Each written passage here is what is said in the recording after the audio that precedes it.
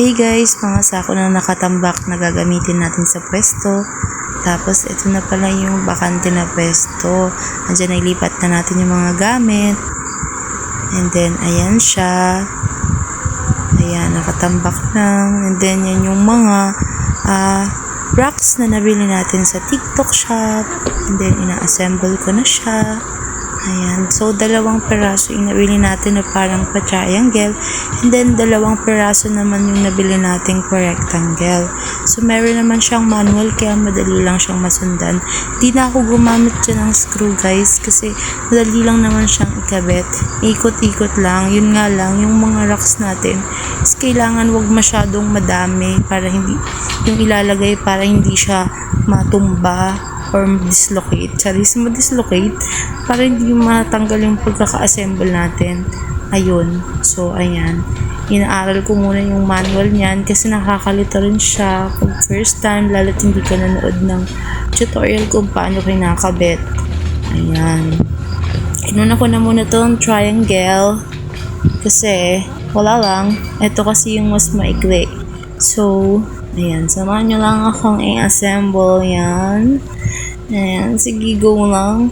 I-fast forward ko na ba? Siko-siko lang muna yung Ayan, so yung 4 na yan yung pinaka-base. Lagyan na natin itong puti, mismong patungan niya. Tagal ko din dyan, in fairness, sobrang init habang ina-assemble ko yan. Tinulungan ako ni Minang. Mamaya ipapakita ko sa inyo sino si Minang. Special thanks to you sa pagtulong sa akin sa pag-ayos ng rack tsaka sa pag-hahanger ng mga gamit ng mga panday na ukay. So, ayan. Sige pa rin sa assemble guys. Ayan. Assemble for more. Assemble for more. Ayan, nakabuo na natin yung base. And then, fast forward ko na nga. Wala lang masabi.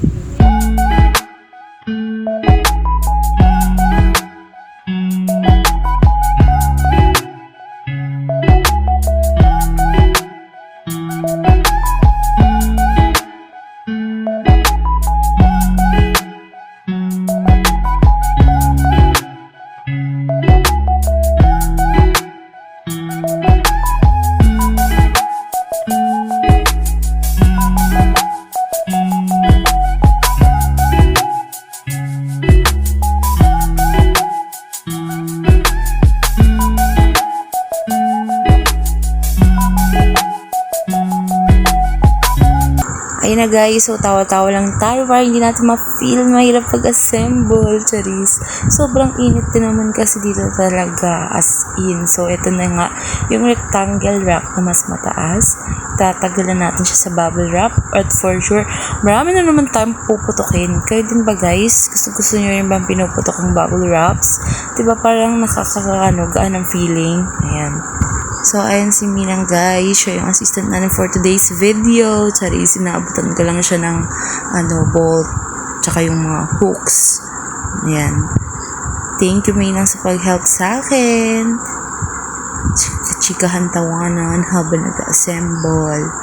Ayan. Tapos, may times talaga na bali-baliktad yung pagkakabit namin.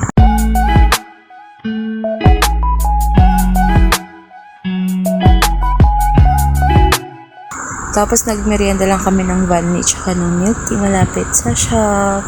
Sarap niyan. Tapos ito. At pagkatapos,